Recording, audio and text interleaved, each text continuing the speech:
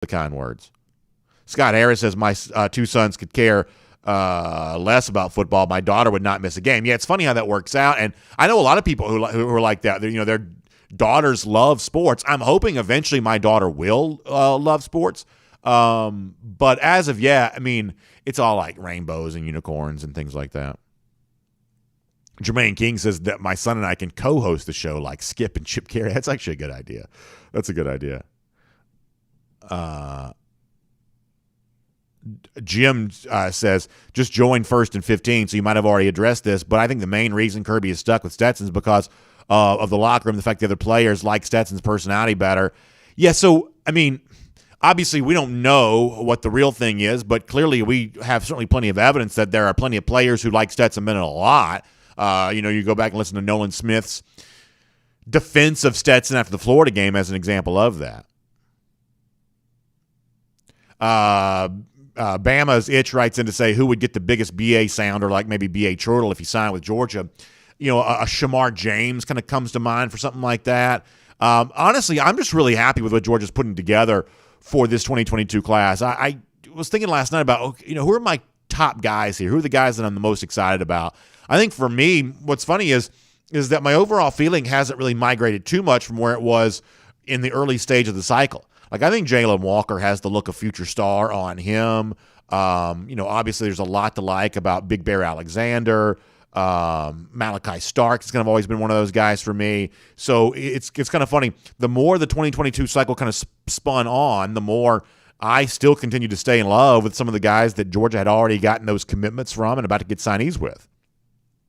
So really pretty fascinating here. All right, so Yard Dog asked about what happened to Latavius Brini. Yeah, that is one of those things that, the only assumption I think you can make right now is that was coach's decision. But it is one of those things that kind of remains somewhat of an unanswered question. And I'm sure, as you start getting a little closer to the Orange Bowl, at a certain point, Smart will be talking about that a little bit more. I think that's probably true. All right, so we'll do the show, and we'll have Jeff Sintel. We'll have some good stuff. We'll do a few comments afterwards. I got to get out of here pretty quick today. That's why we took so many comments on both Monday and Wednesday. We had really about an hour's worth of comments after both shows there that day. So we've had a lot of comments here this week, but probably a little short here today. But nonetheless, another look for the final time this week. What happens if Georgia gets a rematch with Alabama? You may be surprised at what smart people are saying about that. And I want to wrap up all of the thoughts related to the quarterback situation. And probably a little something to make everybody mad on this, but nonetheless, we'll put a bow on that. And you better believe, in a huge way, we will celebrate what is a tremendous, tremendous night for Jordan Davis and a phenomenal senior season that is certainly worth celebrating. We'll talk about it all as DawgNation Daily, the daily podcast for Georgia Bulldogs fans, presented by Kroger, begins right now. Today's episode of DawgNation Daily is brought to you by Kroger, fresh for everyone. Presented by DawgNation.com. This is DawgNation Daily, the daily podcast for Georgia Bulldogs fans. Here's your host, Brandon Adams. All right, two quick things before we get up and rolling here today. Thing number one, you better believe in a few minutes' time, we're going to have a great, great celebration of the tremendous senior season for Jordan Davis that so many of you celebrated on social media the entire year while it was happening. And big night last night with him with two major awards. You better believe we're going to celebrate that in a big way here coming up in a moment. Also, here's the next thing I want to say before we kind of get really up and running too much here today. It is my solemn vow to you that I will talk about two things in the program today, and then I will not talk about them again until there is a relevant reason to bring them up. Thing number one, we'll get to this in a moment, is going to be the ongoing Georgia quarterback situation. I've been soliciting some feedback from some of you the last couple of days. We're going to put a bow on all of that here in a minute. Thing number two is what would potentially happen if Georgia gets a rematch with Alabama. There's a relevant reason to bring that up today, and after today, we won't bring that up again until Georgia actually secures the right to play Alabama again in a national championship game. Are you with me on this, and do you think that's fair? Let me say what needs to be said today in the aftermath, which has kind of lasted now for a full week, of what happened for Georgia against Alabama last Saturday, and we will kind of put a bow on all of this after that. Now, the reason why I bring this up today Georgia-Alabama, the potential of a national championship game rematch, is it's time for Georgia fans just to sort of shake off the doldrums. It's time for Georgia fans to just kind of decide, and I like movies. I love the movie Ocean's 11, I like the original, I guess, too, that Frank Sinatra was in, but like the one from it's actually kind of old now, right? The one with George Clooney and Brad Pitt and all those guys from a few years ago. Just kind of a fun, easy movie to watch, kind of a caper movie, pretty well done. I enjoy it. There's a line that George Clooney uses in that movie that I like, talking about being a part of the plan and being a part of the attempt to rob this casino. Clooney says, "You're either in or you're out right now." And I think for Georgia fans, there's a certain point where you have to kind of say the same thing. Obviously, you're disappointed that Georgia lost to Alabama, and in the aftermath of that disappointment, there's a motivation for some to say, well, I don't even want to see Georgia play Alabama again because I know what's going to happen when they do. Okay, so maybe you are a sage, and maybe you have seen the future, but you have to decide. For your New Year's Eve plans against Michigan, are you going to watch the Orange Bowl, or are you going to watch the ball drop from Times Square? When it comes to January, you're going to work on your New Year's resolutions, or if Georgia's lucky enough to play Alabama, are you going to tune in and watch that national championship game? And I don't mean this sarcastically. I mean this legitimately and genuinely.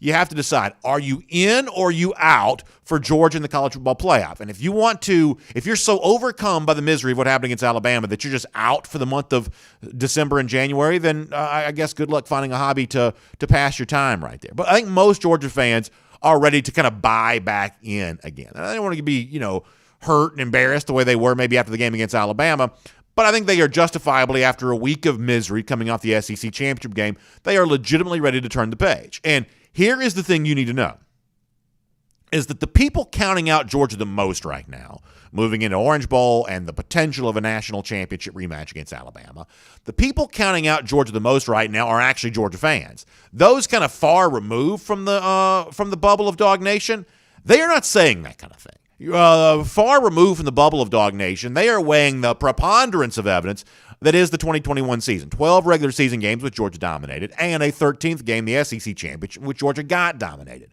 And the recent history doesn't matter more so than the previous history. It all kind of goes together and adds into a picture that is Georgia here in 2021. Now, let me give you an example of that. A lot of you know that I really like Mike Johnson a lot. He was my longtime co-host on SEC Country Live, and a couple of weeks ago he stopped back in there and made another appearance as kind of a special guest co-host on SEC Country with us for a week, and there's a chance we're going to try to start doing hopefully more stuff with Mike from time to time when we can on SEC Country Live, but he popped on the phone this past week after his alma mater, the Alabama Crimson Tide, won the national championship. For those of you that aren't aware, Mike was an All-American there in 2009, also won a national championship with Nick Saban. So when it comes to the inner workings of the Alabama program, Mike saw all of that.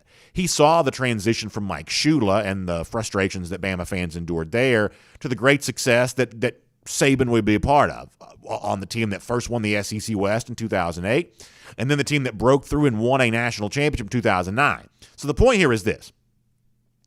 Mike is as crimson, and is it cream or what? I never really know. But Mike's as Alabama crimson as they come. Mike is as dyed-in-the-wool Bama as it gets. I mean, his if you cut him open, he'd bleed houndstooth, right? I mean, he is Alabama as it comes. He loves Alabama, makes no secret about the fact that he was cheering for Alabama in the SEC championship last Saturday. But when he popped on the phone with me on SEC Country Live on Wednesday, I asked Mr. Alabama, a guy that won a national championship there playing for Nick Saban, do you count out Georgia if the potential were to exist for a Georgia-Alabama rematch? Would you assume that Georgia has any chance to win that game? And the Alabama guy, Mike Johnson, gave an answer that I believe Georgia fans should hear. I don't even see any doubt. One of the good things that comes from a loss is the fact that the coordinators and the people doing the game plan can kind of loosen up what they're doing. You're coming off a loss, you're going, well, we lost with this last time. When you're 12-0, you're not going to change anything. You're 12-0. You just won 12 games. You're not going to do anything different. Hey, we are what we are. When you have a month to prepare and you're coming off a loss, I think that you can change a lot of things about what you're trying to do. Maybe move the quarterback around, maybe, design a couple of different plays that you didn't have before. And Georgia fans, look, I'll take you back, what was it, 2017, the Auburn-Georgia rematch there in the SEC championship game. I mean, things played out completely different in rematches, especially with stuff on the line like there have been in those kind of games. So, Alabama-LSU rematch from 2011, I can go on and on about the second time that these teams have played in these series in the same season, and things are different because it loosens you up. When you lose, you have to go back to the drawing board, and you have to do things differently the next time around. Maybe that's convincing to you. Maybe it's not. Obviously, the one thing that's just factually true that Mike brings up there is a history in college football of, in the rare instances when you see rematches, oftentimes it goes the other direction. SEC title game in 2017, national title game in 2011. Now, there was also a rematch in the Pac-12 title game this year, and the same result happened both times. So it's not a guarantee, obviously, that the team that lost game one wins game two, but strangely enough, the team that lost game one in these rematches does seem to win the majority of the time when they come back and play the second time, because if no other reason, it's just hard to beat a team twice in the same season, and that's just kind of the way that goes there. But my point in playing Mike there is not to convince you that Georgia will beat Alabama if they play again, nor is it even really to convince you that Georgia will get a chance to play Alabama again. My point in playing that audio is to simply say that people who follow this stuff closely and people who have a vested interest in another team in the playoff are not counting Georgia out, nor do I think UGA fans should be doing that either. So this is the last time I'm bringing this up until it at least becomes relevant once again. Georgia is still very much alive in the race for the national championship. A guy who's as Bama as it gets says so, and Georgia fans should believe that themselves. That doesn't mean the season ends the way that you want it to, but what it does mean is the season ain't over yet. Now, I do realize, and now we'll transition to the other topic that I promised not to bring up again unless there's a relevant reason to do so. What is going on with Georgia at the quarterback position? And over the course of the last couple of days, I have solicited feedback from y'all about your fact-based arguments related to JT Daniels over Stetson Bennett, or for those that wanted to, related to Stetson Bennett over JT Daniels. Admittedly, the lion's share of the stuff that I got, whether it's comments on the website or tweets to me at DawgNation Daily, admittedly, a lot of this was related to the Daniels side. That's where the enthusiasm seems to be. We even brought Mike Griffith on a special day yesterday. Normally Mike's with us on Wednesdays, wasn't able to be here that day. Came on Thursday because obviously Mike is a well-known proponent for JT Daniels, and I wanted to give him his chance to argue that there as well. Now, here's the best thing I can tell as we look at the feedback that's been coming from Georgia fans related to this Georgia quarterback situation. Here's the best thing I can tell. That there's kind of like 4 categories of information that I've gotten from folks about why it should be JT Daniels over Stetson Bennett. One of these categories I find to be pretty convincing. The other 3 I'm not as convinced by, and I'll explain why. So here's one thing I hear. Daniels is undefeated as a starter at Georgia in comparison to Stetson Bennett, who's now lost twice to the Crimson Tide. JT Daniels has proven better to distribute the football to a weapon like George Pickens in comparison to Stetson Bennett, who has not been as effective at being able to do that. JT Daniels is way better in most games on third down than what Stetson Bennett has been. And some people just kind of show some video clips, things like that, and say, hey, just look at the way in which JT Daniels throws the football. This tells you all you need to know about what kind of quarterback he is in comparison to what they say are inferior passing skills on the part of Stetson Bennett. Now, 3 of those arguments have actually worked out not to be all that convincing for me. The argument about throwing the ball to George Pickens, the argument about what JT Daniels does on third down, the argument about just the fact that he is, by the eye test, a much more impressive passer. Those arguments actually don't convince me as much as maybe some of you might think they would, and I'll explain why in a moment. But the one argument that I do find pretty convincing, the one argument that does really stick in my head, and frankly, I think somebody ought to ask Kirby Smart this question kind of the way it gets asked to me and other folks related to this entire discussion.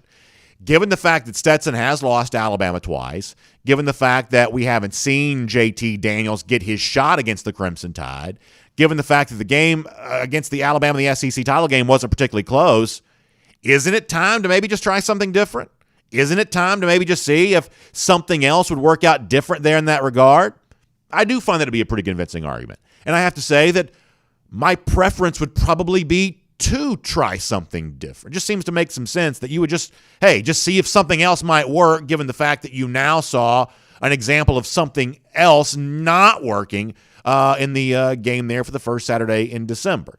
However, the one thing I am also open to that many of you are not, that understanding that sometimes a different attempt is a better attempt. If Smart doesn't do that, there must be some sort of reason that he's not doing that. And that's where I kind of get to some of these other fact-based arguments that you've sent me.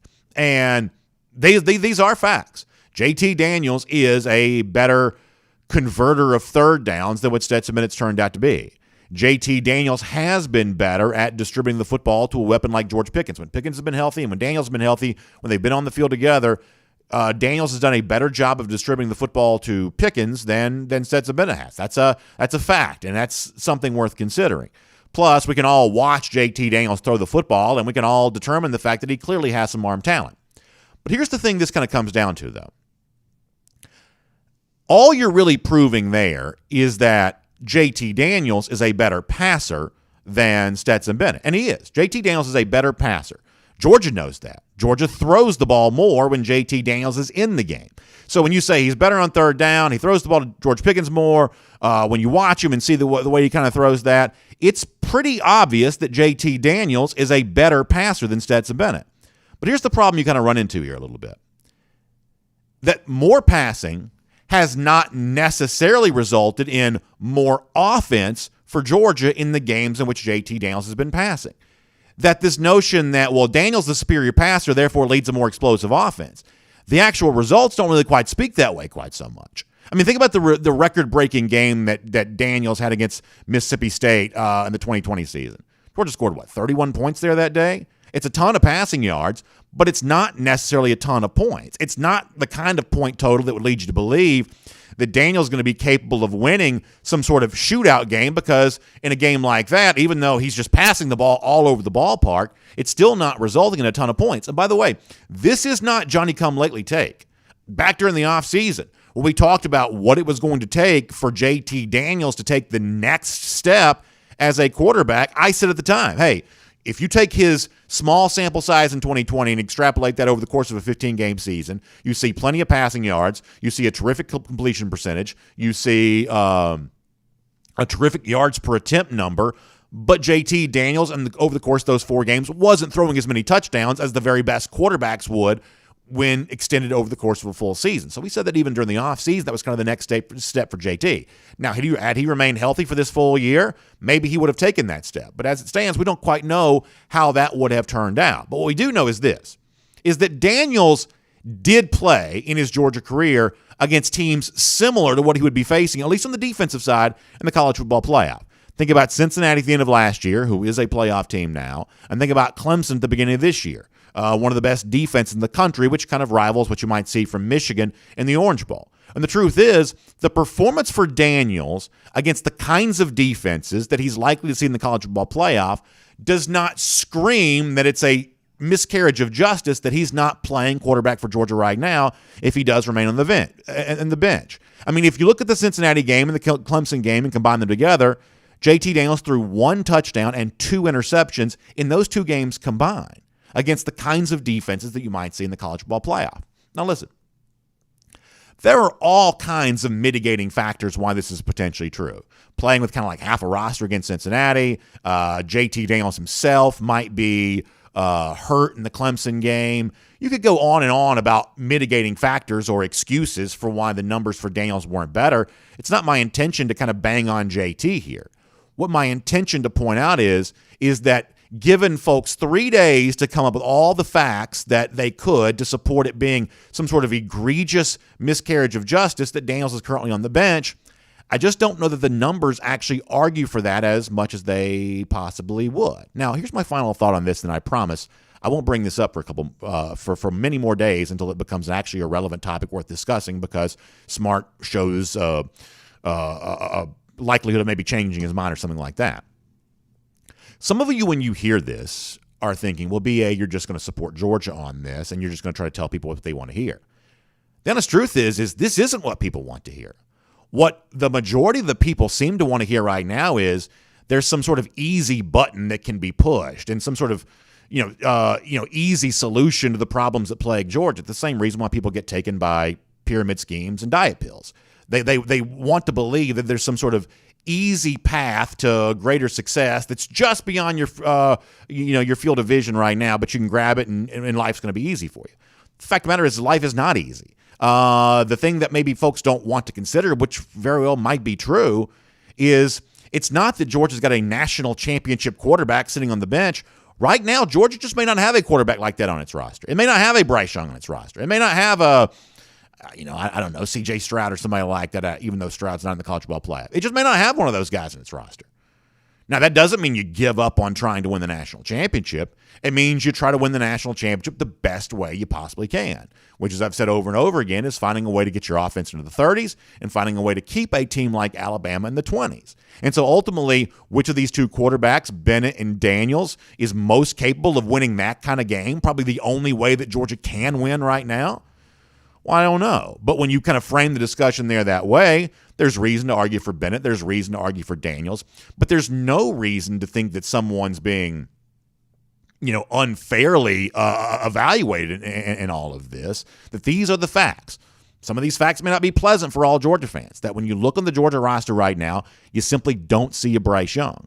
But as Mike Johnson said a moment ago, that doesn't mean Georgia can't win that game if they were to play again. In fact, in 2017, with a very different kind of offense than what Alabama was wanting, Georgia came very close to doing that. Now, close ain't the same thing as winning, but in 2021, with a chance at Michigan and a chance against Alabama after that, I'm still willing to take my shot if I'm the Dogs, regardless of which of these two quarterbacks is playing. I'm on the Stetson Bennett bandwagon. I don't just say that as an Alabama guy. I mean, you and I had the same conversation about Jake Fromm and Justin Fields a couple of years ago. I think it's just so easy. I think it's so easy to look at the backup quarterback and say, oh, maybe that guy's the answer. That guy's got to be the answer. He's a 5-star signee. He's got to be the guy to go to. But I don't think you're giving Stetson Bennett a fair shake when you put it like that. I mean, the reason Georgia, think about it, Georgia went 12-0 now with Stetson Bennett and the system they were running. And all of a sudden something's not successful. Maybe your defense gives up so many points. And now all of a sudden Stetson Bennett's not the guy. He's not the only issue. I think that when you look at some of the other problems that happened on Saturday, I think you stick to the plan. Kirby has delivered a ton of wins over Georgia. He obviously knows what he's doing and can put them in a situation to be successful. So that's Mike Johnson's thoughts on that. Some Georgia fans don't agree, but ultimately it's the decision that rests with Smart, and maybe in the weeks to come we'll find out more what he thinks on this topic. My name's Brandon Adams, and this is DawgNation Daily, daily podcast for Georgia Bulldogs fans. Hello to you, and thanks for being with us. Of course, we're presented today by Kroger, starting at 9:45 each and every morning on our First and 15, DawgNation.com, and on the DawgNation app. Also, Facebook, YouTube, Twitter, Twitch after that. Video at 10 a.m., radio noon, Athens Sports Radio 960 Ref, podcast wherever you find them, including the world-famous DawgNation.com. Just glad to have you with us on the program. Of course, big thanks to Kroger for making it all possible. Kroger got some great things going on right now, and a great new program that you need to be aware of there, too. Talk about Kroger Boost. Now, listen, Kroger Boost offers you more savings, more benefits, and a new level of membership. You can get free grocery delivery. You can get twice the fuel points, all kinds of great incentives there as well. And it only costs $59 a year. At least that's you can find it as little as $59 a year. So check out Kroger.com/boost. That's the website, Kroger.com/boost, to learn more about that today. A great new level of membership there at Kroger for as little as $59 a year. Check out Kroger.com/boost for a lot more on that. We've also got Jeff Sintel coming up here in a moment. We'll talk some UGA recruiting with Jeff. A lot to get into as the 2022 recruiting cycle is in its final days. Now, some of these guys will kind of extend into the month of February before they officially sign, but obviously a lot of the hay in the barn officially coming up next Wednesday. Big plans here around DawgNation for all that. Jeff will give us some thoughts on that here coming up in just a little bit. Before that, though, I do want to go around the doghouse, delivered today by our friends at Marco's Pizza. And I want to celebrate what was a tremendous night for a Georgia player. Now, there's a lot of things that can be said right now. And obviously, so many Georgia fans were so kind to be a part of the hashtag JDNYC that we pushed all year long. And I loved the chance to kind of lead the way on that. I loved the way in which Georgia fans celebrated Davis. That was really fun. But at this point, I don't even want to kind of mention that because I just am grateful for the support that Georgia fans gave to Davis, but this really isn't about us here today. Nor is this really about the obvious truth, and my mind kind of wants to go here so quickly, and it's so easy to want to kind of gravitate towards, oh my gosh, imagine what it's going to do for UGA recruiting. When you got a Bednarik Award winner, when you got an Outland Trophy winner, imagine how that's going to benefit UGA recruiting to have that kind of commercial go alongside N'Kobe Dean, who also won the Buckus Award. And for now, I kind of don't want to do that really either. I just kind of want to pause for a moment and just remark on what was as good a senior season as anyone could ever hope to have. I mean, can you imagine how much fun it would have been for Davis, who, I mean, I'm sure he had some folks, especially, whoever type people, but I'm sure he had some folks telling him, David, Jordan, you want to leave after the 2020 season. You want to go on to the NFL draft right now. You can be a, whatever pick, maybe an early second round. You may even sink into the first round. Can you imagine if Davis had done that? And maybe he'd be making some money right now, and maybe he's enjoying his life. But imagine what he would have missed out on.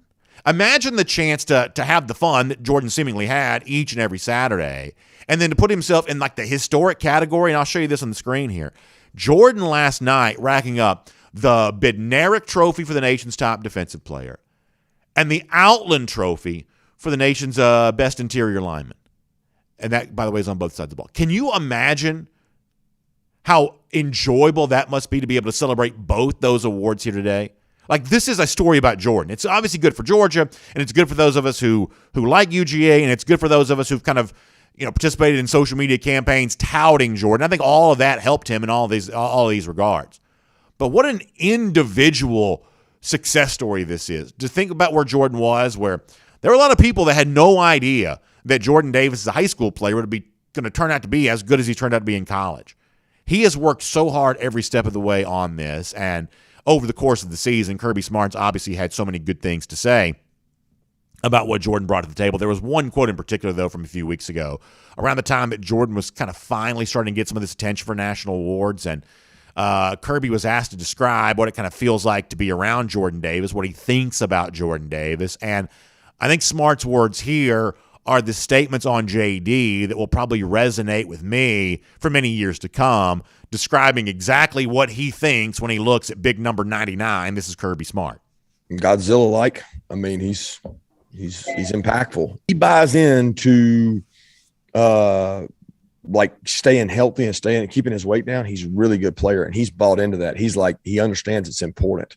And the young man is under tremendous microscope in terms of media. I mean, for a D lineman, right? Maybe not for a quarterback, but for a D lineman, he's under a big microscope, and he does everything he can to the best of his ability. He works hard for us. And he's been impactful in stopping the run and allowing us to play, alternative coverages that you can't do sometimes when people can run the ball on you. So he's definitely a bright spot. And more importantly, he's very, very entertaining in meetings, and he's a great personality, and people that don't know him should get to know him, because he's just fun to be around and embracing. I love that the end from Smart. I think it's true. He's got a great personality. He's fun to be around. People should embrace him. In other words, I think guys like Davis are good for college football, that it's okay to have fun. It's okay to enjoy being there. Like, not everything, has to be, super serious, stone-faced, or not everybody has to, take themselves so seriously. Like, you can just stop, appreciate the moment, enjoy yourself a little bit. Davis seems to be able to do that. I want more players in college football to be like Jordan Davis, whether they be big dudes or small dudes or whatever else. I just think Davis is good for college football, so I'm thrilled for him. I really am. And this is one of those things that benefit Georgia a number of ways, I guess in a roundabout way, maybe even benefits me, because we kind of, participated in some of this with him. But ultimately, this is just a good day for him. And these kinds of success stories are really just the best that life has to offer. And so I'm thrilled for him. Really, really happy. Outland, I told our video audience before the show started that for some reason for me, the Outland Trophy has always sounded like the coolest trophy you can win. I don't really know why that is. Like, technically the Bednarik, because it's for like the Defensive Player of the Year, is the kind of thing that should arguably be a more prestigious award because it covers a wider range of players. But like Outland Trophy winner just sounds about as football as it gets. I'm really happy for him today, and congratulations on some well-deserved honors for a guy that put together an outstanding Georgia career and truly punctuated it with as good a senior season as could be had. So that is Around the Doghouse. It's delivered today by our friends at Marco's Pizza, and imagine how much Marco's Pizza Jordan Davis could put down. It's one of those things where, like, one day we should just fill a stadium and just watch him go to see what he's able to do there on that, because I'm guessing he could probably pick it up and put it down pretty well. Of course, many of you do the same thing there too. A lot of sports here on this weekend. You may be tuning in to watch the high school state championship games across our state here over the course of the next couple of days, or whatever else is going on. Obviously, you're getting settled in, or holiday parties. A lot of you getting together with family and friends this time of year. Marco's Pizza goes great with that there as well. Why? Because it's good pizza. It's authentic, old-world flavor, baked perfectly each and every time, but it also comes at a great price as well. In fact, if you're trying to feed a lot of people, how about this great savings right now? How about a bundle of a large one-topping pizza, the pizza bowl, which is like the pizza flavor without the crust, some cheesy bread. It's all just $21.99 right now. You can order that at Marco's app or Marcos.com. Download the Marco's app if you haven't gotten that, because it's a great way to get the best of Marco's. Marco's Pizza. Pizza lovers get it. You can get it there as well, and don't you know, you'll be happy when you do. So we love Marco's Pizza. We love having them delivering Around the Doghouse to us here on this Friday, and as we head towards the weekend, hopefully you'll check out some Marco's Pizza as well. All right, we've got a lot to check out here when it comes to Georgia and its 2022 signing class. Final days here before the hay starts to get put in the barn starting next Wednesday. So let's cover all of the bases related to that, what Georgia has done, what it needs to do, and everything else in between. On the road, assisted by AAA with Jeff Sintel right now. Great to have all of you with us as well. From Athens and across the SEC or wherever the recruiting trail may lead, here's a DawgNation.com insider. So I want to say hello to Jeff Sintel, and one of the things we're obviously going to do here is talk about kind of what still needs to be done for Georgia, the 2022 class, what Georgia still has the chance to add there. But there's a couple other things I kind of want to hit on here there too. Jeff, a moment ago I was talking about Jordan Davis and the big wins he racked up last night. Think about Outland Trophy, think about Bednarik Trophy. You're thinking about Nakobe Dean becoming the second Georgia player since 2017 to win the Butkus Award, how cool that is. And what I said a moment ago is primarily I think this needs to be an individual celebration of what Davis has accomplished here before you kind of get to how it benefits those of us who like UGA or the UGA program in particular. But certainly it's not insignificant to think about Georgia racking up these major national awards. You now have, over the course of the last few seasons, really all of the kinds of awards you can win. This Georgia defense has gotten it. They produced a Thorpe Award winner. They produced a couple of Butkus Award winners. They produced now an Outland Trophy winner. That's all three phases of the defense. They've kind of represented them all. They've also produced a defensive player of the year type guy with Jordan winning the Bednarik there as well. I can't imagine there's a defensive frontier that Georgia can't travel on from a recruiting standpoint, and I can't imagine there's a potential proof of concept here, success story they can't point to that could potentially help them with any defensive recruit in the entire country. Yeah, Brendan. Good morning, everybody. And add the Thorpe Award to that. Remember, they won that a couple of years ago with DeAndre Baker as well. So there's a lot of jokes right now going on this week about Georgia having a Vanderbilt-type trophy case. But when it comes to individual player honors right now, that's not the case. You would look at what Georgia's stacked up, and outside of Heisman's and outside of Davey O'Brien's, which are always offensive side of the ball, the defensive side of the ball for Georgia is just gangbusters. And Brandon, I think I've got 2 points about Jordan Davis that I think really bring it all into light. First of those is our colleague Mike Griffith, who certainly knows about such things, felt last night on our Cover 4 program that Jordan Davis, he's going to be an All-American. He's going to be selected to several All-American teams. He's won the Outland. He's won the Nagurski now. So, all of these honors have never been accomplished before by a defensive player or a player ever at the University of Georgia. And I thought Mike's line where he says this probably solidifies him as a future member of the College Football Hall of Fame really rings true here. I think when you start putting all these things together for JD 99, that's probably the measure of impact his Georgia career, especially coming back for his senior year, is now going to have. I think a lot of Georgia players on this current team can look to Jordan Davis's example and say, draft stock's only about second or third round. Let me come back and see if I can get a little bit more. And look what Jordan Davis has kind of shown and set the example there. The second story, Brandon, is I've heard this a gazillion times this year. and these are for the young people. These are from the young people who follow the Georgia program. These are sons and daughters of Georgia alums, Georgia boosters, the folks that kind of come to our DawgNation events all the time. And there's been a lot of trading in jerseys. They've been trading in the Gurley. They've been trading in the Swift. They've been trading in the Herschel Walker Old School 34. The hot number of choice now for all the youngsters out there is Jordan Davis's number 99, and man, that's certainly saying something. It is indeed. As you turn our attention to the 2022 class here for a moment, I obviously want to talk to you about what is still yet to come with all of this. But I was thinking about this a little bit. I think I even mentioned this to one of our video commenters as well, that, you know, a recruiting cycle is kind of a long time. It begins even before the current year and then stretches for 12 months when these guys kind of have the stage to themselves. And there's obviously a lot that Georgia can still add for this class, and I'm curious to see who those final pieces become. What amazes me, though, Jeff, about my perception of this 2022 class, and I'm speaking this as someone who wants Georgia to get good players, is that my feelings about the guys I've been the most excited about really hasn't changed all that much. I mean, I remember how much I loved Malachi Starks when he first committed, and I remember how much I loved Jalen Walker when he first committed. Big Bear Alexander, who's kind of been a little bit of a more of a mysterious recruit than that, but is now rock solid to UGA. How much I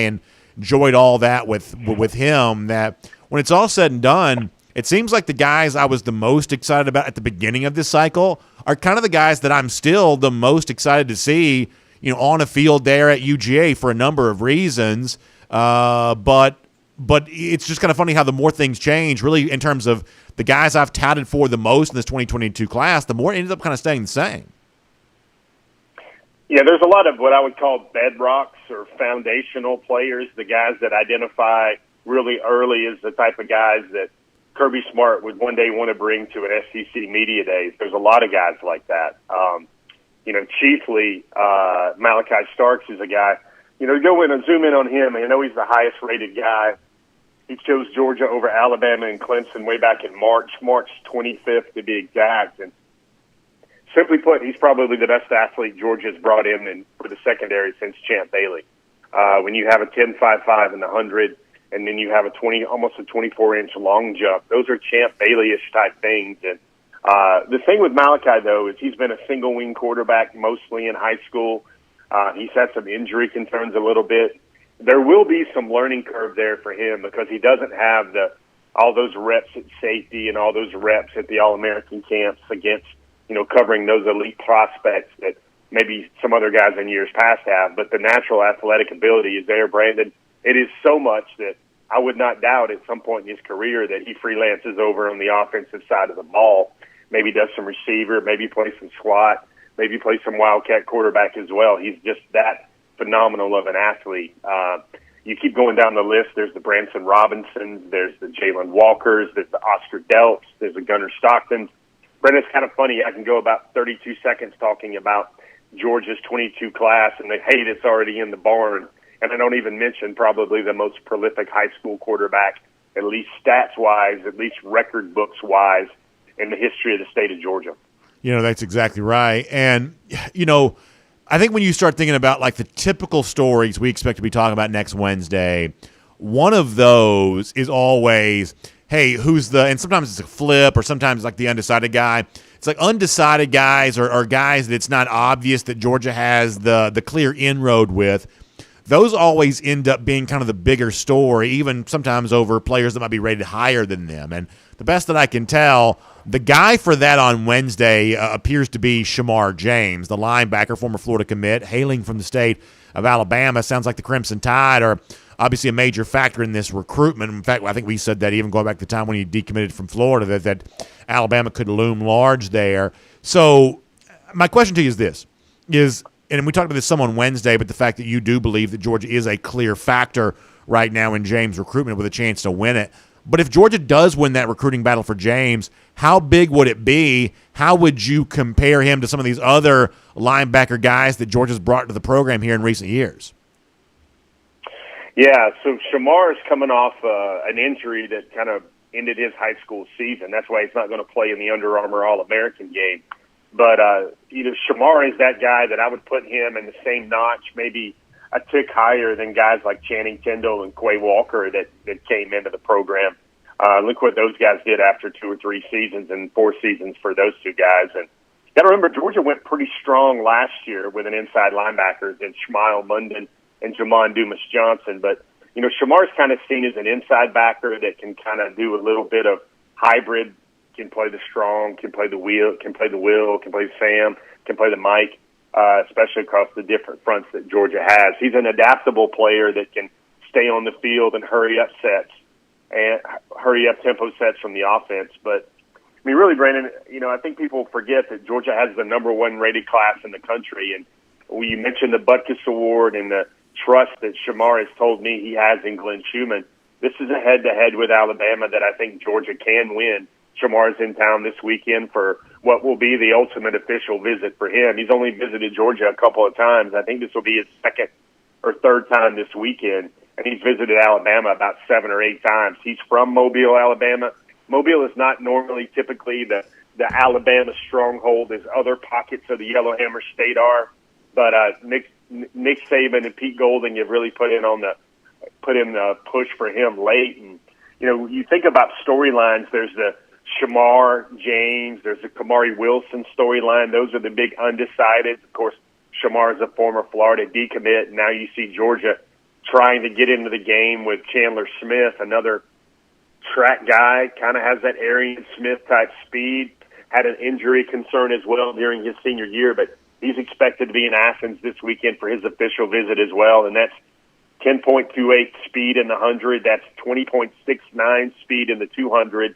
And he's one of those receiver types that everybody wants to know. I think if I had to category and couch, you know, what are the remaining storylines for this Georgia recruiting class? Is A, can they hold off Alabama and Texas A&M to hold on to the number 1 recruiting class for 2022?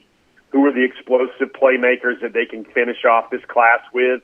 That's a guy like Squirrel White who could flip from Tennessee to Georgia, who has that type of Ladd McConkey type game that served Georgia so well this year. Is there an edge rusher left for Georgia to get? Can they get in the game leg with Jahad Campbell? Can Marvin Jones Jr.? It's a race that really seemed like it's Oklahoma, Alabama, and then USC here late with Lincoln Riley connections. Can Georgia get into the race there with Marvin Jones Jr. out of South Florida, out of American heritage, and try to get in the race there with another pass rusher there?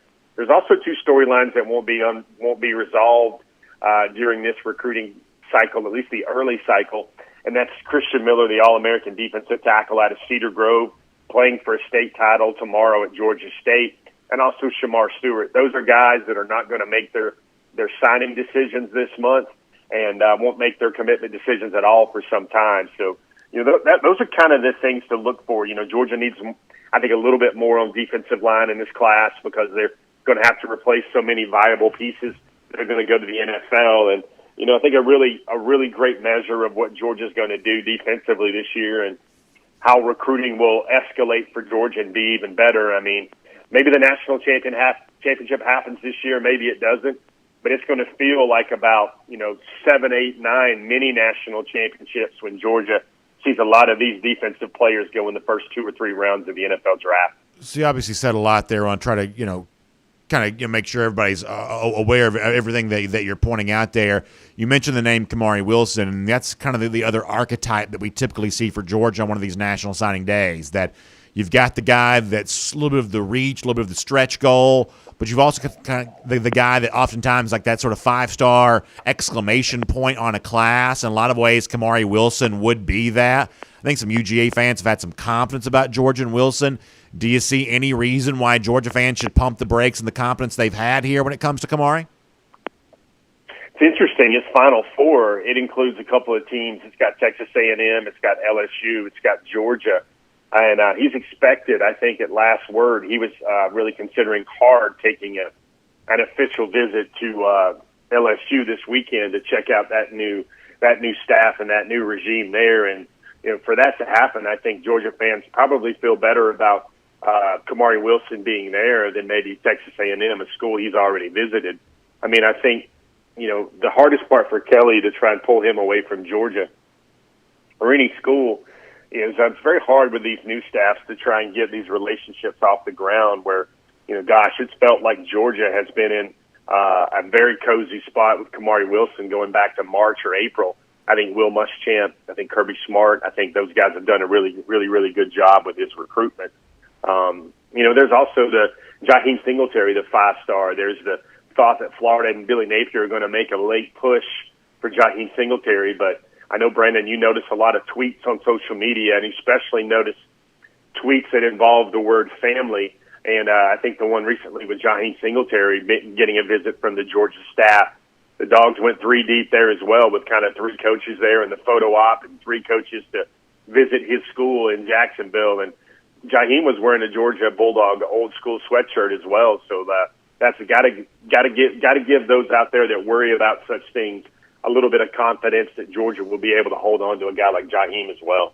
It's On the Road, assisted by AAA with Jeff Sintel. And, of course, AAA, always the one we turn to for our roadside assistance. We're traveling a lot this time of year. It's always nice to have AAA with us wherever we go, just in case something goes wrong. That's why the AAA has been supporting its members for a long time. But it's also a name to know for auto insurance there as well. In fact, when you check out AAA.com/auto insurance, you'll see all the great savings opportunities that can come your way via our friends at AAA. They got great stuff for you there on that. It's AAA.com/auto insurance for a lot more on that. You can also check them out by phone at 866-380-1637. That's 866-380-1637. You can find out everything that AAA has got for you. You can switch and save and put big dollars in your pocket, which really matters this time of year. So AAA.com/auto insurance for a lot more on that. So, Jeff, something else I want to kind of spend a little bit of time with you in the time we have left on. You did talk about the wide receiver spot, and listen, you can't really sugarcoat this. And some of the guys that you've talked about, and some of the guys that are still out there, they may go on to be great players at a place like Georgia. And the speed that a guy like you mentioned, Chandler Smith, for instance, that he brings to the table, that's the kind of thing that Georgia can use more of. Or if you want to compare Squirrel White to a Ladd McConkey, that's kind of an interesting comparison, because clearly Ladd's had some great success, including a touchdown against Alabama in the SEC championship. But this is one of the things, though, that is just obviously true, is that the final frontier for Georgia is these great wide receivers, that Georgia's actually recruiting quarterbacks really well, despite the fact that it hasn't quite produced with the quarterback position the way that you think an elite program should. That doesn't seem to be harming quarterback recruiting whatsoever for the 2022 class, or even potentially a look ahead to 2023. And by the way, even a look ahead to 2024, where Georgia seems to be making some pretty good inroads there too. But when it comes to wide receiver recruiting, I mean, that's an area where there just is a lot more difficulty for this UGA program, and I don't think that 2022 class is going to change this narrative. Yeah, I mean, it's almost like Georgia needs to get to the point where those track guys, kind of like Arian Smith, work out. I mean, you could also kind of call Tommy Bush a track guy as well. That was kind of his most sterling credentials coming into Georgia, even though he was an All-American. I think Georgia had a really strong argument that, hey, we can get those top 100 receivers, and for whatever reason, you've got injuries to Pickens, injuries to Blaylock, an injury to Marcus Rosemy-Jack Saint. That's one player that I thought probably needed to really kind of blow up a little bit, or really kind of explode for Georgia during the back half of this year as they were searching for weapons. That's another top 100 receiver there. We mentioned Burton. We mentioned Smith. It seems like Georgia's kind of doing a better job of finding those diamonds in the rough. Ladd McConkey, A.D. Mitchell, Jackson Meeks has even looked pretty good on the practice field at times this year. So you see those guys, and it's like, oh, wow, Georgia found the guy. I think everybody's ready for Georgia to attract that George Pickens type, and for that guy to put together a run of 800, 900-yard seasons back to back, where Georgia really establishes itself as we're a playmaker like the Luther Burdens, the Kevin Colemans, the Evan Stewarts.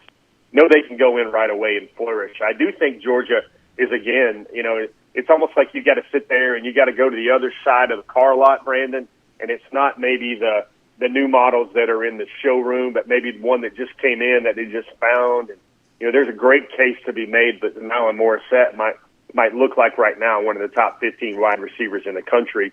He's just outside the top 200 right now. I really think he's going to have a strong career at Georgia. And then guys like Dylan Bell, who looks like he has highlight film gold, but then you wonder, is he doing that against really high-level competition in Texas? I see all these plays where it looks like he's making everybody miss left and right, and yet, I'm watching the other players that he's making miss and not just Dylan Bell, and it really doesn't look like that guy is, while his film looks great, and I think there's an up arrow next to what he can do at Georgia. Dylan Bell is also a guy that, you wonder just how quick of an impact he could make at Georgia based on the level of competition he played. And, I like Cole Speer a lot, too. It seems like, again, Georgia are finding these guys that Cole Speer's story is a lot like Ladd McConkey's story. It's a guy from Northwest Georgia, all the speed in the world, very overlooked.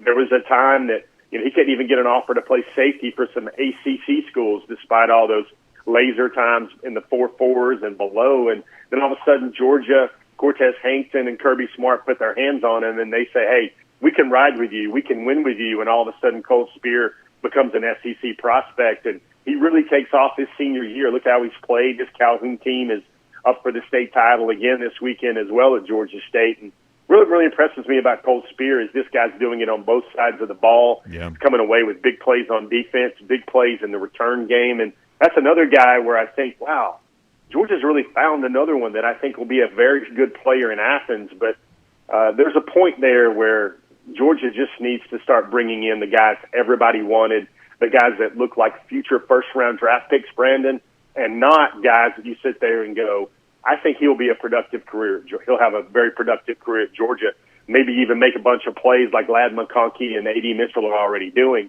I think the next frontier, as you like to phrase it up so well, is there's more guys you need to see Georgia bringing in and go, that's a guy that I think could win an All-American award, could win a Biletnikoff award, and could be a first-round draft pick. Yeah, I think the bottom line is you have to win with what you have and produce with what you have, and then you'll get what you want. When Georgia got the 5-star receiver, George Pickens, he was every bit as good as advertised. Now, the problem is he's had injuries that have taken him off the field, but when Pickens has played, he's been great. The problem is it's just sort of hard to get more of those guys. What you have to do is take the top 240 player that you can get, the 4-star guy that you can get, and maximize his potential. And then after that, you can shop in whatever aisle you want to. At least that's what I believe, Jeff. Yeah, I think the one thing Georgia's class needs to do is I think it needs some late variety in terms of receiver. Brandon, it seems like we're doing the same dance again with every signing period about Georgia's receivers. And this year, I think the key word is variance. I don't think there's a lot of difference in the bodies right now. You look at Cole Speer, you look at Dylan Bell, you look at Denylin Morissette. Those guys are all right around, 6 feet, 6'1", 200 pounds. Now, Cole Speer has the true 4.4 laser type speed where he's a burner. Denylin Morissette is more the all-around guy that's incredible at everything. He's going to get a lot of nines in a lot of categories and all across the board as a receiver.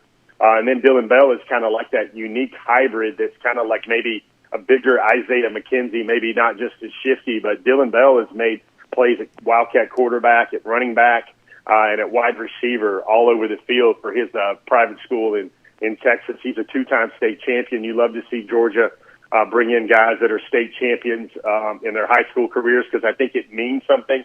I think it says something about the teams that they dwell on, that they're a part of. They know what it's like to win, and they know what it's like each and every day to push themselves to a championship standard. So that's really great. But I think Squirrel White would be kind of a different type guy to add to that a little bit. Squirrel White is very slight.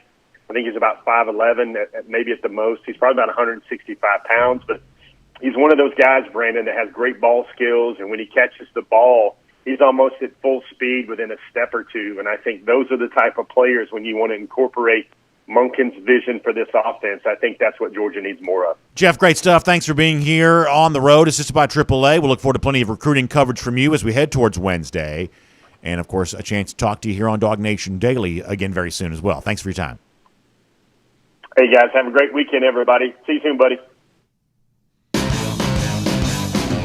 Let's take a look around the rest of the league. This is SEC Through. So good stuff there from Jeff Sintel. And let me just say this real quickly, then we'll kind of, move on off this topic.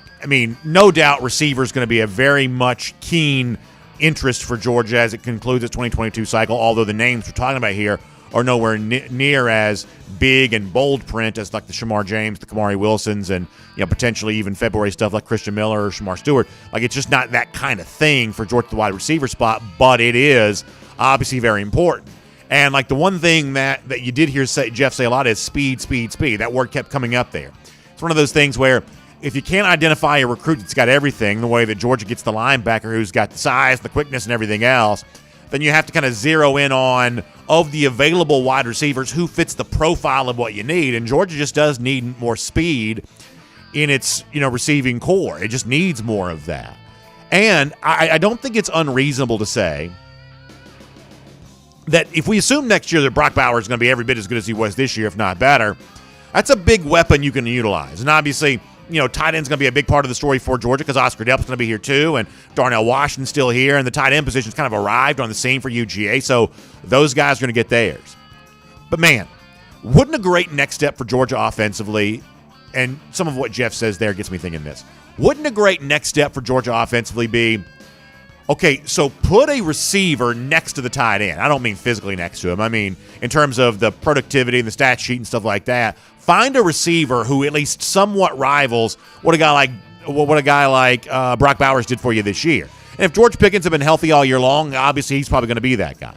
And asking anybody that's going to be on Georgia's roster next season to be as good as Pickens has been for UGA when he's healthy may be asking a lot.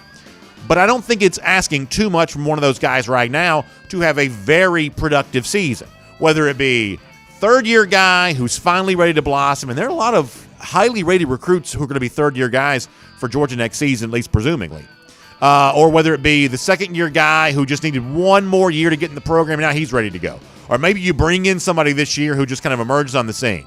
But it's not asking too much to say, you've got an All-American, high-level, future first-round pick style tight end who actually produces the way at a wide receiver rate. You've got that going for you right now. So how about you also find a receiver that can kind of play off of that? And the same way that Bowers provides the big body, who provides that speed quotient for you there as well. It's not asking too much. And that's regardless of who starts at quarterback for Georgia next year, because I don't care if all four of these guys who are currently on the roster come back. Georgia should have an open competition for quarterback next season, and it should include whoever's here. The veterans who play, JT and Stetson, the young guys who haven't, Beck and Vandergriff, Gunnar Stockton too. Now, you really can't have a quarterback competition with five people, but you get the point. If all these guys were to come back, put them all out there. Find out. Now it's time to see who truly is the best of all of these guys and sort of figure it out. But whoever emerges at quarterback, it's not asking too much to have another big-time receiving option emerge and have at least a similar level of success to what Brock Bowers has enjoyed. And it's also not unreasonable to assume it might happen, given the year-over-year improvement for the Georgia offense all the way around. Go back and look at 2019, what this team did not do offensively. Look at the way it got way better in 2020, despite the fact that Georgia was playing an all-SEC schedule.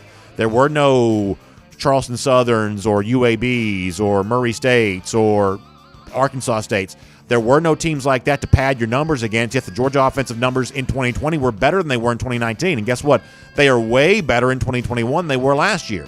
They're about a touchdown per game more this year than in 2020, and about 10 points per game more this season than in 2019. So the idea this offense could also take a next step next year, regardless of who's playing quarterback, that is not an unreasonable assumption, but it's got to actually go out there and happen. Now, with that said, let's get ready to go cruise around the SEC, courtesy of our friends at Royal Caribbean. And boy, the feedback I'm getting right now has been phenomenal about our DawgNation cruise, which is heading to the Caribbean coming up in the month of April. And goodness knows, by then, we're all going to need a vacation. It seems like we need one right now. But by April, we'll definitely need one. Of the great news is we're going to have a DawgNation vacation. The very first ever DawgNation cruise on the Independence of the Seas. We're going to be sailing out of Port Canaveral. We're going to be going to Nassau in the Bahamas. And you've heard me talk about Perfect Day, Coco Cay. We're going there as well. This private island in the Bahamas has got the thrill side, the chill side. Obviously enjoying all the entertainment options on board the beautiful Independence of the Seas. This is going to be just an incredible experience. Special DawgNation events. It's not just a cruise, although it's great to have Royal Caribbean back on the seas again.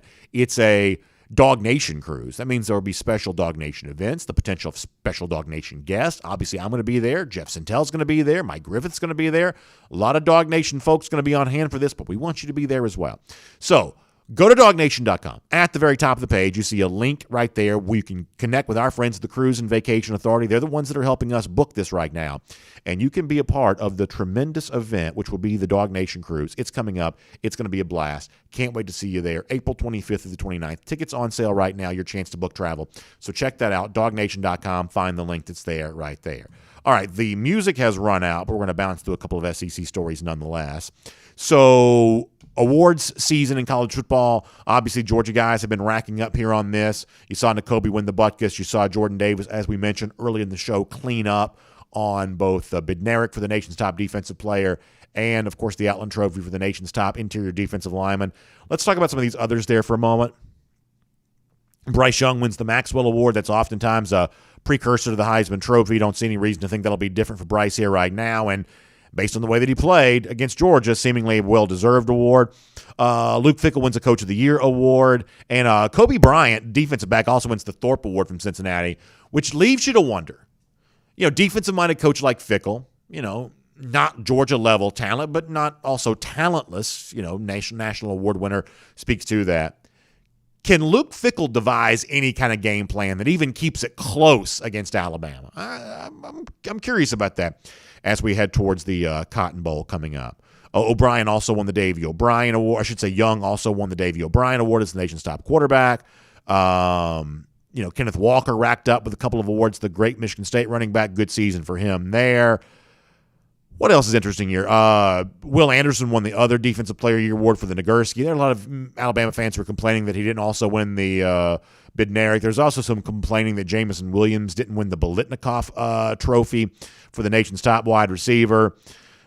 Josh Gaddis, interestingly, the Michigan offensive coordinator, won the Broyles Award as the nation's top assistant, going to show you that, listen, there's more than one way to be a good offensive coordinator. Sometimes it's about executing the game plan you want to do, not necessarily matching the dial-a-score stuff that exists all over the rest of college football. So this is a Michigan coaching staff that's earned some justifiable praise here this season, including Gaddis, who a lot of folks know around SEC circles. So busy night of awards around the college ranks and good stuff there.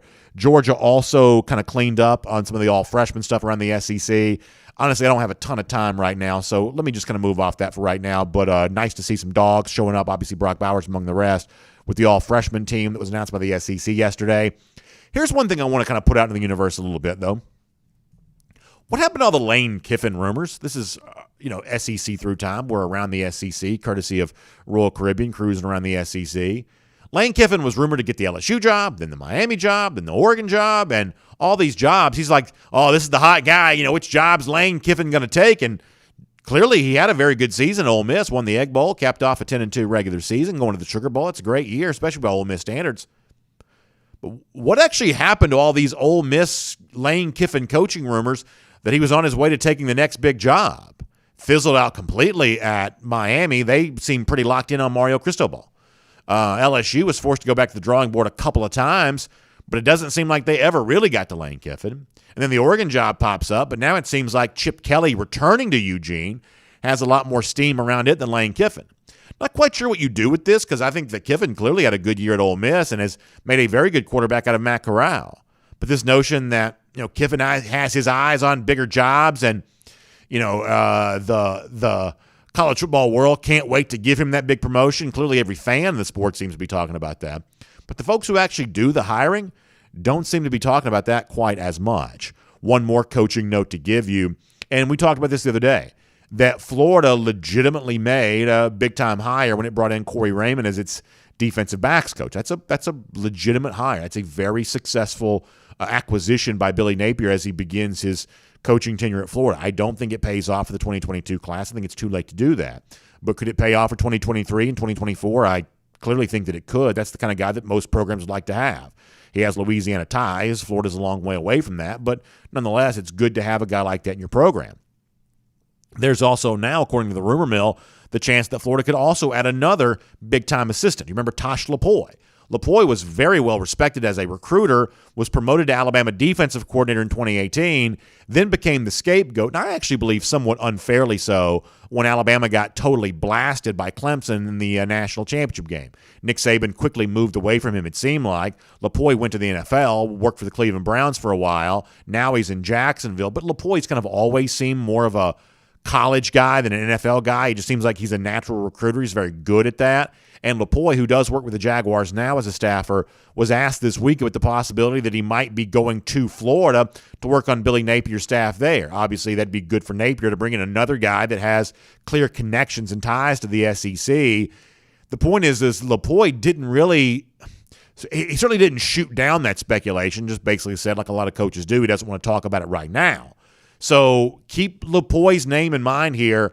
That's another potential staffer that Napier could add, trying to beef up his credentials within SEC country. A guy like Lupoi would certainly do that. And for a Florida program that's been embarrassed on the recruiting trail for a long time, they seem intent for the moment to maybe trying to bring that embarrassment to a close. We'll follow the Lupoi story here. Raymond already in the fold, but Napier trying to make a splash with his assistant coaching hires will make that your SEC through. And for a moment, let me tell you about a company that I've been really pretty impressed with, and I've gotten pretty good feedback on this there as well, for the ways in which they are demystifying and taking the mystery out of the crypto space. And cryptocurrency is one of those things. A lot of folks, a lot of our audience is a lot smarter than me, a lot more sophisticated than me. They've been involved in the crypto world for a long time, and it's the kind of thing they've collected and watched their their investment grow in value. It's also the kind of thing they're using to make transactions online. And someone like me, sort of still counting clams or something like that from the dark ages. Some of you may be kind of in between that. You know more about crypto than maybe I have, but maybe not as much as those who were kind of early adopters in the space. Well, the good news is, speaking of space, my friends at Space Dogs, good UGA people taking the mystery out of the cryptocurrency world. This is a company that you ought to be really aware of. They got a website, dogs.io. That's DAWGS. Even smart people that know a lot about crypto still spell dogs the way it's supposed to be, DAWGS, dogs.io. They've got a handful of products that you should know about. They've got a really cool Dogs token, which obviously gets you involved in the crypto world. Plus, they've got the Dogs wallet and their space card. Now, all this basically is, at the very simplest essence, it's just a safe and secure way to make transactions online, the stuff that you're already buying anyway. Use the Dogs wallet, the space card, to kind of make that easier, make that safer, make that more secure. And who wouldn't want that in their life? And if you're just a little bit curious about what the world of cryptocurrency is all about and how these UGA folks at Space Dogs are kind of making it more accessible for all of us, honestly, if nothing else, it's worth checking out the website, dogs.io, for more on that. Dogs.io. Learn about the Dogs token, learn about the space card, learn about the Dogs wallet. Kind of take some of the mystery out of the crypto process. That's what Space Dogs allows you to do. Dogs.io. Dogs.io is the website to go to there. Also, before we say goodbye here to you today, great time this weekend to enjoy some Finnish long drink. As you're got holiday parties, things like that going on. All the varieties of Finnish long drink all make a lot of sense for those who you're entertaining here this time of year, whether it be the traditional, which comes in the blue can, grapefruit flavor, the long drink cranberry, long drink strong, which is 8.5% alcohol by volume, or long drink zero carbs, zero sugar. There's a long drink for everyone. It's a ready-to-drink cocktail in a can. Pop the top. You're ready to enjoy that. Get the 8-can variety pack and enjoy 2 varieties of all of the different choices that the Finnish long drink has. And if you've heard me talk about it, but you haven't tried it yourself yet, go to thelongdrink.com and you can pick up information about where you can find some today. Just put in your zip code. They'll tell you where you can pick up some Finnish long drinks. So enjoy some this weekend. Enjoy some this holiday season. We've been talking about it all season long. The Finnish long drink, certainly a great choice here this time of year. All right, couple of golden shoes to give out here right now. First of all, I mentioned the DawgNation cruise a little earlier. Shouts out to those of you who've already booked your travel for this, including our buddy Wise Dog on Twitter. We're going to give a golden shoe to him today because he kind of blasted us out to the world yesterday that, yes, he does plan on being on the DawgNation cruise. At WiserDog on Twitter saying, I just signed up for the DawgNation cruise. Come join me. Let's do some drinking. He tags me at DawgNation Daily in on that. I am right there with Wise Dog on all of that. Can't wait to do that with him and all of you there as well. Of course, our buddy Lee also gets a golden shoe there, too. He points out that Florida right now 77th in the country when it comes to the 2022 recruiting class and 14th in the SEC, I believe. So very funny stuff there from that on Lee, and obviously comparing Kirby in his year one, how well he did. So we'll give a golden shoe there as well. Speaking of Billy Napier and whatever crop of assistants he hires, they got a bad day coming for them. Gator Hater Countdown, 323 days from right now. Georgia gives another whipping to Florida. We'll see you on Monday. DawgNation Daily, presented by Kroger. And on video. All right, we got to be very quick with our comments here today. And I feel like we've earned the right to do this because we were, pretty verbose on both Monday and Wednesday. And also, I told the video audience a little earlier, sorry about the lack of traditional attire today. I've got a couple of things going on work-wise, so I've got to bounce out of here a little bit quickly after that. But we'll take your comments, and we'll let you have your say, and we'll get ready to go off. Barry Watkins says, just don't fall off the deck. Yeah, that's my goal. My goal is to arrive back to Port Canaveral safely when the cruise is all over with. It should be a lot of fun. Brian Burnett, we appreciate you being here. Brad Cassidy, thank you for the kind words. I really appreciate that, Brad. Thanks a lot. Amos Williams says, we've wasted all these national title opportunities, and now look out because Florida and LSU are going to become another problem along with Alabama. Yeah, I don't agree with that, Amos. I mean, I'm not going to tell you that it's not disappointing when Georgia had a chance to win a national championship and didn't. That's obviously disappointing. We lived through that, and that's disappointing. But what I disagree with you on is this notion that since Georgia did win the national title in, I guess, 2017, that's the year you're going to point to, or maybe 2018, since Georgia didn't win the national title in those years, therefore now it's not going to win the national championship. And listen, I am more than happy to give Florida credit. They're doing now what they should have always been doing. They should have always had assistant coaches like Tosh Lapoy and Corey Raymond. That's just the baseline level of acceptability in the SEC. If you don't have guys like that, you're not trying. By hiring Lapoy, and if that indeed happens, not even a given that it will, and hiring Corey Raymond, all you're doing is working your way up to a zero. Like if you want to compete for a national championship in the SEC, it's just a requisite that you have those kinds of assistant coaches. The fact that Florida has gone such a long time without having those guys speaks to the deficiency of that program. So here now you've got this staff that Napier's putting together, which is a good staff. And now they're going to get to work on trying to recruit. And this is really about 2024 in a lot of ways. Because if you want line of scrimmage guys, offensive and defensive linemen, Kirby's told us this before, those are 2-year recruitments. And so you're going to be trying to get in on these recruitments now when programs like Georgia have like a 1-2 year head start in some of these guys.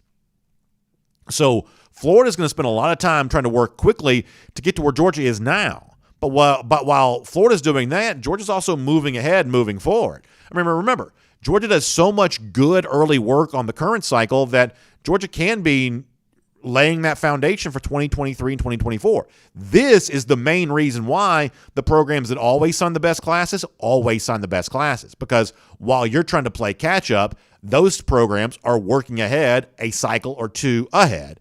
And so I absolutely do not believe that, Georgia's window closed because now Florida's finally hiring the kind of coaches it should have always had. I don't believe that's the case. Don't believe that's the case whatsoever. That when you look at what Kirby's doing in 2022 on the heels of what he's done for the last few years, it serves as a reminder that as a national championship contender, Georgia's going nowhere no time soon. Now, no guarantee of when the championship eventually comes, if it ever even does. You can't guarantee those final steps. But the one thing you do have control over is what you do to put yourself in contender status. Georgia's clearly there and is not going anywhere anytime soon, whether it wins the national title this year or not.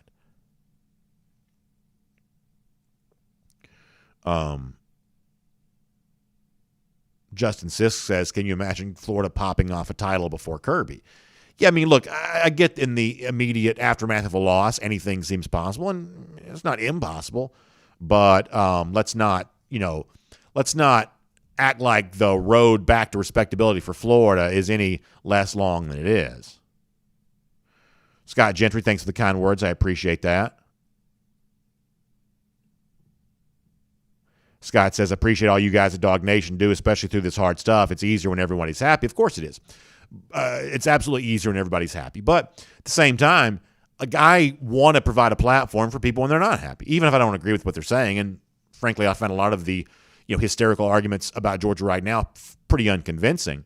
But I'm still going to give that platform. So hopefully I get at least a little bit of credit for that I acknowledge, what people want to say. Let me go over to YouTube here for a moment. On YouTube, Jonathan Aaron says, if we don't win a national title, who do you think will transfer and who do you think will come back for the senior season? Well, if Georgia wins the national title, the guy's going to transfer out of this program. if Georgia loses a national title, guys are going to transfer out of this program. I mean, I think I saw this stat the other day, like we've had in the sport, by we, I mean the entire sport, we've had I forget the overall number, but several days within the last couple of weeks where 100 or more players entered the transfer portal in a given day. Just the transfer portal, Wild West stuff that was predicted to be here is actually here now. It's happening. And Georgia's not going to be immune to that. But it's also not one of those things that, listen, there's all kinds of clout to be chased and obtained on message boards and social media by saying, I heard that everybody's unhappy and everybody's leaving the program, things like that. It's just so easy to kind of fill the void and the gap with I heard blah, blah, blah. I don't have any reason to believe that Georgia's going to be dealing with any more transfer stuff than any of the other programs of a similar talent level are going to be dealing with. Some of the guys on this roster right now almost certainly will choose not to come back next year. But I don't have any reason to think that the Georgia team fielded in 2022 is going to be dramatically less talented than the one that it has in 2021, even if you can't fully decide who's going to be here and who's not. Cody Ledoux says, be honest, Cody's an Alabama fan. He says, this is your best shot. Alabama is young. Florida was down, and UGA was the most experienced out of all of them. Cody, that's just simply not true. And this is one of the things. See, here for the good or for the bad, you have to appreciate about me. I don't change my mind very quickly. Go back to the off season when you had, certain people trying to peddle a hot take of, it's championship or bust for Georgia. We said at the time that wasn't true. So if we were saying this in January, February, March, April, May, June, why would we say anything different right now? The guy who has to win now is Nick Saban. He's 70. Now, he's already won plenty, but if he wants more wins, he's got to get those now because he's 70. If all goes well for Kirby Smart, I'm talking about health-wise, God willing, he'll be coaching for another couple of decades. Georgia's going nowhere on the national stage anytime soon. And ask yourself this. How old was Nick Saban when he won his first national championship? How old was he when he won his first SEC championship? The side-by-side comparison between Saban and Kirby has never been apples to apples. I'm not making excuses for Kirby. But we are watching a coach at the beginning of his coaching tenure, and we're watching Nick Saban, even in the SEC era, at LSU, and then back in Alabama, in a far different phase of his coaching life. So I'm like anybody else. I want to blink my eyes and see Georgia win a national championship. But true, sustainable success is built over the course of time. Now, you can be LSU in 2019 and be a flash in the pan, but does anybody really want to be LSU right now? Or you can be Auburn in 2010, flash in the pan, but does anyone want to be Auburn since then? That what Georgia's trying to do is build something that's last, and they are in the midst of doing that. When does the national championship come? How many will Georgia eventually win? Can't guarantee you that, and there's a chance that this actually all ends up in disappointment. But the ultimate story about whether that's true or not won't be told for many more years to come. And you know that, Cody. John Adams says Saban was 55 for championship, which Kirby is 45. So there you go. Jim McLaughlin said, did I hear Mike Griffith say the wide receivers were asking JT to be put in the game on Saturday? I mean, listen, I'm going to let Mike vouch for his own sources on that. I have nothing to add to that topic. I'm going to let him vouch for his own sources on that. Foster Moss says, I'm going to be checking into the state championships. Yeah, I'm going to be there today for GPPDV doing the 4A game. I'm not doing play-by-play. I'm going to be doing some sideline stuff for them there today on that.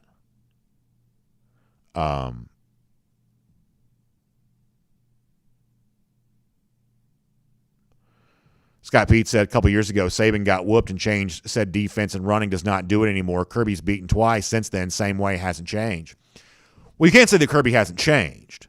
What you can say is that he hasn't changed as fast as you would like for it to. And the truth is the Alabama evolution also took place slowly over time there as well. See, people don't realize this. They think that Alabama just sort of blinked its eyes, and in 2018, all of a sudden now they're scoring 50 points a game. But the truth is they were working with sophomore wide receivers who had come in as part of the 2017 class. And in year one, they were okay. And in year two, they got way better. And then in 2020, maybe this is the best offense of all. But the Alabama offensive evolution didn't just snap its fingers and happen overnight. It happened slowly over the course of time. And as I said earlier this week, if you look at Georgia's underlying fundamental numbers, they're also improving as well. Regardless of who's playing quarterback, the overall numbers for Georgia offensively have gotten better. year after year after year. That the actual trajectory that Alabama went on is not all that different than the trajectory that Georgia went on. Now, the one thing that Alabama did have going for it is it had national championships to sell, and it became easier to get some of the quarterbacks that it got. Whereas Georgia doesn't quite have that same level of prestige to sell, totally honest. Doesn't have that. Therefore, right now, Georgia doesn't have the same access to quarterbacks that Alabama does, or a program like Oklahoma, or probably a program like Ohio State. That's just true. There are programs that recruit quarterbacks and wide receivers at a level that Georgia right now doesn't do. But the more Georgia succeeds at the pace that it's succeeding at right now, the more likely that door is to one day going to be able to be unlocked. And that's just the fact. See, this is the reality that I don't think people sometimes want to confront. They want to live in a dream world where great success is just one switch away. But actual true success is never about pushing an easy button. Actual true success is about enduring a process over the course of years. I talked about this earlier this week. People overestimate what can be done in 1 year, but underestimate what can be done over the course of 5 years. And Georgia is on I don't think Kirby Smart said it this way, but it still kind of works out this way. Georgia's on about a 5-year plan right now offensively that looks to be trending in the right direction. Now, if you were to lose Todd Monken and blah, blah, blah, then all of a sudden that would be additional adversity for you to kind of overcome along this way.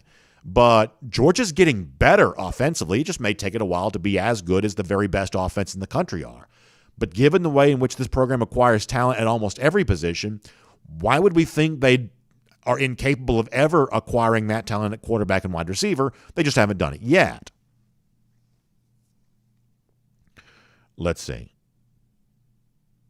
Ace Dog says, my first time being here live in a while, so here's my facts. JT is way better on third down conversions. So as I said off the top of the show, this is going to be my last day of kind of entertaining all of this. And that's the one fact that keeps coming up over and over again, how much better JT is on third downs. And that's true. That's a fact.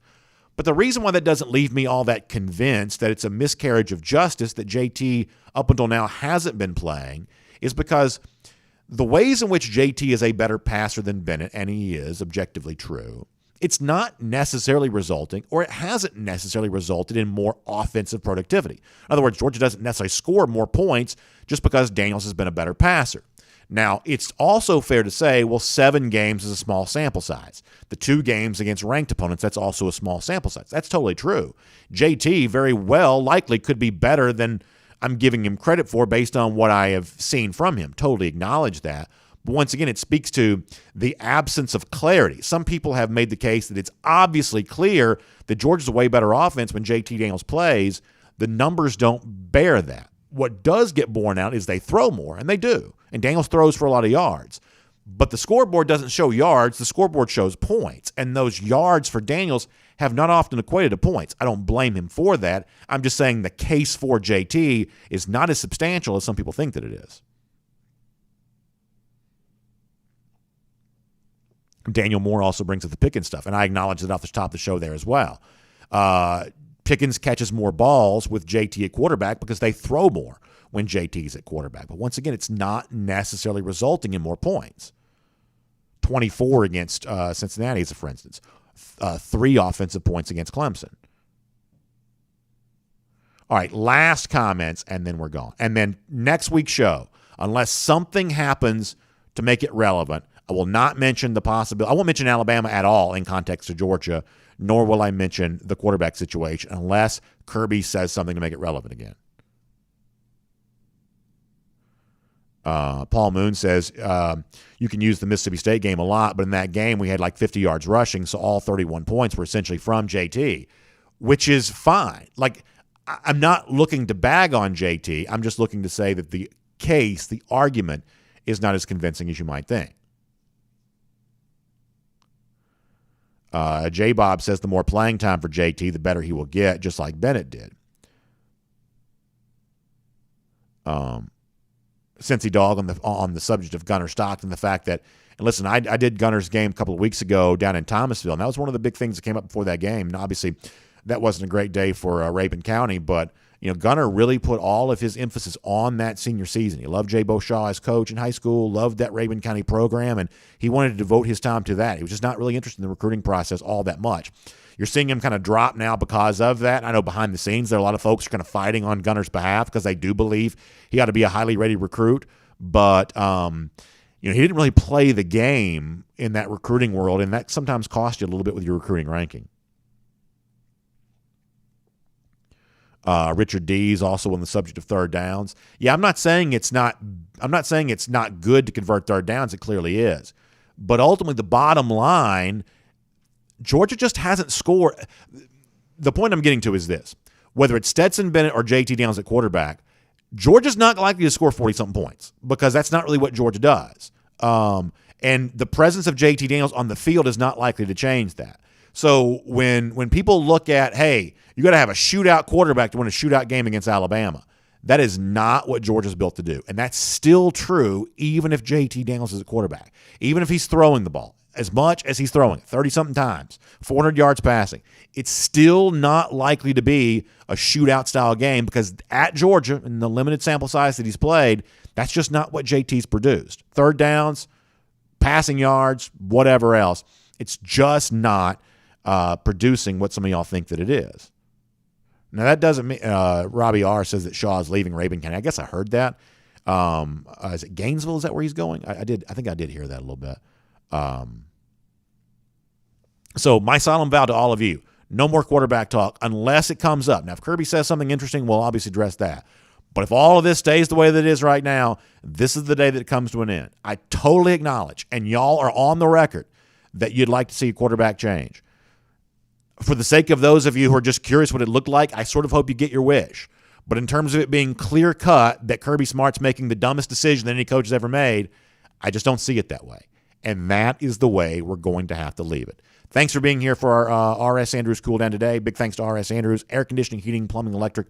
R.S. Andrews, the one you trust and turn to for all of that. Also, big thanks to the Atlanta Journal-Constitution. Mentioned state championship football games here today. A great chance to find coverage of that in the Atlanta Journal-Constitution there as well.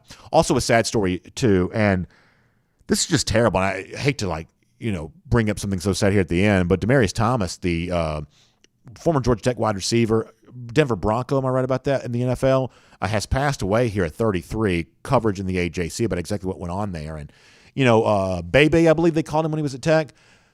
That's one of those guys, every now and then, you just see a player for your rival team that you have respect for, and then Thomas was always one of those guys. Tech never threw the ball very much when he was there, but you knew he was good, and you just had respect for him as a player. I always had that for Demaryius. This is just a really sad thing, just really sad. It just feels like these last couple of years have just been filled with so much sad news, and there's certainly an example of that. So on the off chance we have some Tech fans watching, to your community, I am so sorry. Just a terrible, terrible thing, and really the entire football community going to be really reeling from this news. So very, very sad stuff, but you can read more about it at the AJC. Also happier stuff when it comes to the state championship football games, coverage of that online at the Atlanta Journal-Constitution, AJC.com as well. Y'all have a great day. Thanks for being here for our R.S. Andrews Cool Down. We will look forward to seeing all of you tomorrow. I should say Monday. See you then.